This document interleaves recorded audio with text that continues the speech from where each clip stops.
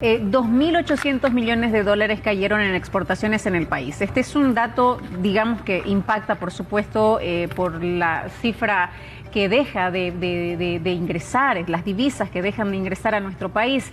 Recordarán las personas ahora que nos ven esta reunión con 10 puntos que se llegaron a un acuerdo con la gente del gobierno nacional. Entre ellos estaba, por supuesto, poder apoyar la exportación.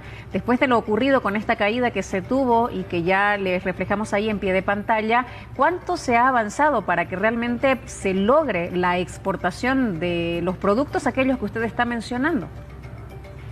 No solo no llegaron 2.800 millones de dólares al país en el 2023 como ocurrió en el 2022, esa fue la caída, sino que adicionalmente salieron 700 millones de dólares de forma neta, producto del déficit. O sea, la importación superó en 700 millones de dólares a la exportación. Por eso es que no hay dólares suficientes en este momento. El año pasado hemos tenido versus 2022, no solamente esta pérdida de 2.800, que no entró, 700 millones que salió neto, sino además allá en el 2022 tuvimos un superávit de 1.700 millones de dólares. De eso no se habla. O sea, en otras palabras, en 2 años tenemos 5.200 millones de dólares de menos en la economía, comparativamente, reitero, al 2022. Ahora, evidentemente y destacablemente se hizo este acuerdo en 19 de febrero, si no me equivoco. De ahí en adelante han habido algunos pasos que se han dado, pero no todos los que quisiéramos. Por ejemplo, en el sector agropecuario, y vuelvo a ser incidente en esto porque el sector, si la carne creció de 2 millones a 200 millones de dólares en este tiempo tan corto, ¿por qué no podemos pensar que lo mismo puede pasar con el sector de la soya, que es el primer aportante, pero además con otros productos? En base a la tecnología, en base a la ciencia, estoy hablando de la biotecnología, ese tema no entró en el acuerdo de los 10 puntos. Entonces seguimos estancados, donde podemos reaccionar muy rápido, de que han habido avances. Sí. Por ejemplo, se está facilitando la exportación de la soya, se ha hablado del sorgo, se ha hablado del arroz, pero quedaron por fuera el azúcar y la carne. La pregunta es ¿por qué? Se ha avanzado en los bonos en dólares del Banco Central. Bueno, se fijó este límite del costo de la transferencia de los dólares hacia el exterior, pero eso no ha solucionado el problema. El problema aquí tiene que ver con medidas estructurales que permitan desbordar las exportaciones, la producción. Permítame hacer hincapié en esto, es decir, se habló de hacer una exportación, pero sin embargo algunos productos quedan fuera por una decisión de gobierno, ¿o a qué, digamos, se argumentó esta decisión? A ver, se habló de liberar las exportaciones con la agilización de trámites. No hay una liberación total de las exportaciones. Estrictamente hablando, no. Lo que se hizo fue que en vez de que para cada exportación o lapso que se establecen se deba tramitar el certificado de abastecimiento interno a precio justo para asignar los cupos, se ha dado una sola vez hasta fin de año. Eso es una agilización, evidentemente. En un año donde lamentablemente la soya está golpeada por más de 800.000 toneladas. O sea que sí, va a ayudar en la tramitología, que va a ser menos pesada, pero vamos a tener ahí nomás en ese sector este año por lo menos 400 millones de dólares que no van a entrar al país porque no hay ese grano para moler. Ahora, lo mismo se ha dado como posibilidad para exportar sorgo y arroz, pero en el caso de la carne y en el caso del azúcar no hay ese mismo tratamiento, y la pregunta es ¿por qué? Probablemente voy a decir, en el caso de la soya tenemos la fórmula 80-20, a lo que deberíamos aspirar. Del 100% que producimos, apenas el 20% es suficiente para abastecer la demanda interna. El 80% restante es para exportación. En lo que respecta a la carne, bueno, ahí tenemos que más o menos de lo que producimos, 10% es lo que se exporta, es al revés, ¿no? Y en el caso del azúcar hay también un equilibrio 80 a la inversa, 20-80. Entonces, ¿a dónde deberíamos apuntar? A que lo que pasa con la soya, ese gran nivel de producción que tenemos, esa sobreproducción, también se dé en estos otros sectores. Pero para eso tenemos que tener señales claras, empezando por la seguridad jurídica, que no haya avasallamiento, que haya los estímulos al agro, seguridad de que las políticas sean las acertadas. Dentro de eso entra la biotecnología. Las posibilidades de exportación son inconmensurables en función de un mercado externo que cada día crece, cada día se incorporan millones de personas, millones de bocas que hay que alimentar. Y ahí es donde nosotros deberíamos ser incidentes, ahí es donde el gobierno debería trabajar y escuchar al sector privado para avanzar juntos en las políticas que demandan.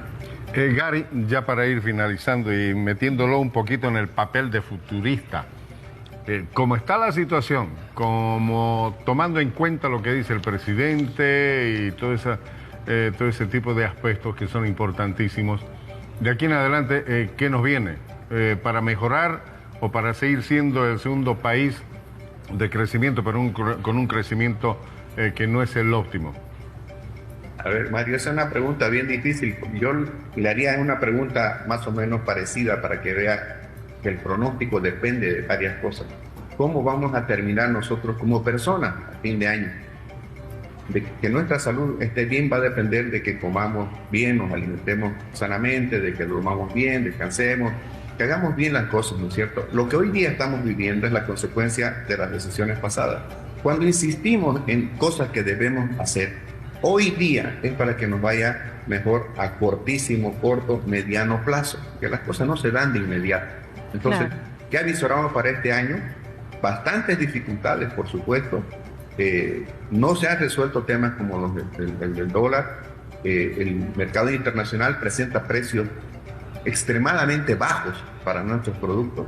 Eso nos causa problemas desde el punto de vista de la competitividad, porque productivamente, ahí está Paraguay, que creció el año pasado, según esta información, 4,7%. Paraguay creció 4,7%, Bolivia creció 3,1%, pero en Paraguay están libres de utilizar la biotecnología para el agro, que eso alimenta al sector pecuario, que eso alimenta a la agroindustria y eso a la agroexportación. Y eso, fíjense en el caso de la carne, para que entendamos de qué estamos hablando. Nosotros hoy día estamos felices porque hemos vendido el año pasado $200 millones. Paraguay el año 2022 vendió $1.700 millones en carne. Nosotros vendimos 48.000 toneladas el año pasado. Del 2022 Paraguay vendió más de 300.000 toneladas de carne. Estamos hablando de un sector que es renovable. Entonces, ¿qué avisoramos hacia adelante? Muchas dificultades, que se las puede sobrellevar, que se las puede superar, sí, pero para eso necesitamos un trabajo conjunto público y privado. El sector empresarial, el sector productivo, el sector agroexportador no demanda dádivas del Estado. Claro. Solo seguridades, seguridad jurídica, seguridad de mercado y seguridad de ser escuchado con las políticas públicas que necesita. Licenciado, no puedo despedirlo sin antes preguntarle cómo está la relación con el gobierno nacional tras ese comunicado que salía el pasado Día del Trabajador de la CAINCO, duro mensaje que no se veía desde hace un tiempo atrás, en el que manifestaba que solamente los requerían para la fotografía. Estoy hablando, por supuesto, en términos generales, no textual como lo manifestó el presidente de la CAINCO, pero hablaba de un rompimiento, o por lo menos dejaba entrever esta situación. ¿Cómo está la relación del sector empresarial con el gobierno nacional en la actualidad? A ver, voy a responder así. La relación podría estar sustancialmente mejor. Si se utilizan los medios de comunicación para comunicarse, quiere decir que algo no está yendo bien. Ha habido la reunión de febrero, han habido trabajos, hay mesas de trabajo, pero no se está avanzando con la celeridad y la urgencia que el caso amerita. O sea, reitero, el año pasado debíamos haber crecido casi 4,9%, crecimos 3,1% y tenemos un agujero en el sector del comercio exterior que puede complicar la situación de aquí en adelante. Entonces, creo que la expresión de CAINCO fue un llamado a trabajo, fue un grito desesperado desde el sector privado de decir, hagamos cosas juntos en beneficio del país. Hubo una respuesta también pública por parte del Estado hablando de una mala lectura y lectura del crecimiento, etcétera. Pero reitero, si la comunicación se va a dar a través de los medios de comunicación cuando pudiera darse de forma directa y además con señales y acciones positivas que hagan recuperar la certidumbre a los agentes económicos, Eso fuera lo deseable. Más allá no quisiera ir, sería especular. Claro. Nuestra recomendación como entidad técnica, por supuesto, es de que hay que escuchar al verdadero protagonista del desarrollo, como es el actor privado. Y cuando hablo de eso, estoy hablando principalmente de las micro, las pequeñas, las medianas empresas, que son las más numerosas en un sector legal, en un sector formal, donde están sufriendo, y a las que incluso ahora se les está sometiendo a un incremento salarial que vamos a ver si van a poder soportar. Y bueno, entonces no es de las mejores la relación en este momento con el gobierno nacional, por lo que entiendo. La vía de comunicación son los medios masivos, no hay un contacto directo. ¿Se perdió eso? Recién nomás se ha perdido esto. O sea, ustedes intentan contactarse de manera directa con los ministros de las áreas correspondientes y no les responden. ¿Esto está ocurriendo ahora? Gary, por favor, para resumir, digamos. A ver, no es que se haya perdido el contacto. De hecho, ha habido una reunión inmediatamente después de eso con el directorio de la Federación de Empresarios Privados de Santa Cruz. Ha estado el primer mandatario, ha estado el ministro de Economía y alguna otra autoridad que nos la ministra del presidente.